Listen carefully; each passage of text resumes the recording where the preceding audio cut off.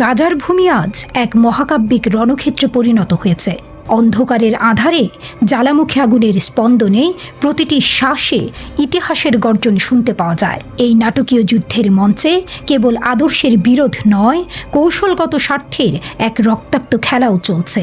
এক অবিরাম প্রতিযোগিতা, যেখানে প্রতিটি শক্তি তাদের নিজস্ব জয়ের আগুন জ্বালাতে প্রস্তুত। তুরস্ক এরদোগানের নেতৃত্বে গাজায় ফিলিস্তিনি প্রতিরোধের সমর্থনে আগুনে পরিণত হয়ে উঠেছে।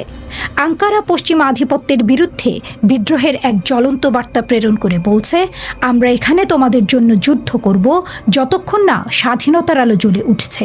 তুরস্কের এই নীতি শুধু ফিলিস্তিনের প্রতি সমর্থন নয়, বরং মধ্যপ্রাচ্যের কৌশলগত মানচিত্রে তাদের অবস্থানকে শক্তিশালী করার এক রক্তাক্ত প্রতিজ্ঞা। অন্যদিকে ইসরায়েল গাজাকে দেখছে এক অবিরাম হুমকির প্রতিচ্ছবি হিসেবে। ইসরায়েলি দখলদারিত্বের বিরুদ্ধে ফিলিস্তিনের বিদ্রোহের প্রতিটি অঙ্গীকার, প্রতিটি সামরিক আগ্রাসনে যেন এক প্রাচীনকালের যুদ্ধের সুর বাজে।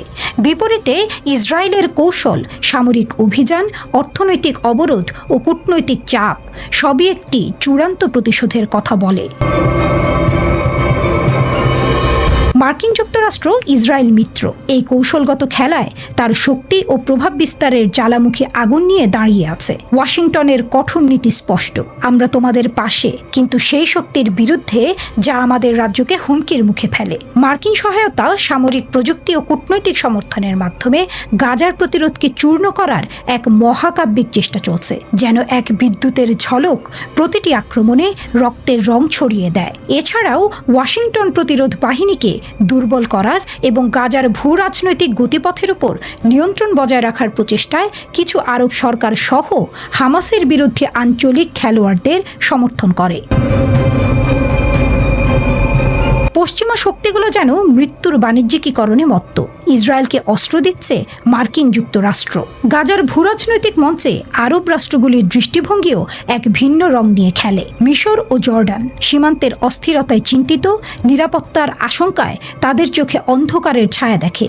অন্যদিকে কাতার আর সৌদি আরব তাদের কৌশলগত স্বার্থ রক্ষায় একদিকে ফিলিস্তিনি মুক্তিকে সমর্থন করে, আবার অন্যদিকে ইসরায়েলের সাথে ভারসাম্যের নায়ক হওয়ার চেষ্টা করে। এই বিভক্ত রাজনীতিতে প্রতিটি রাষ্ট্র নিজস্ব স্বার্থের পেছনে ছুটছে।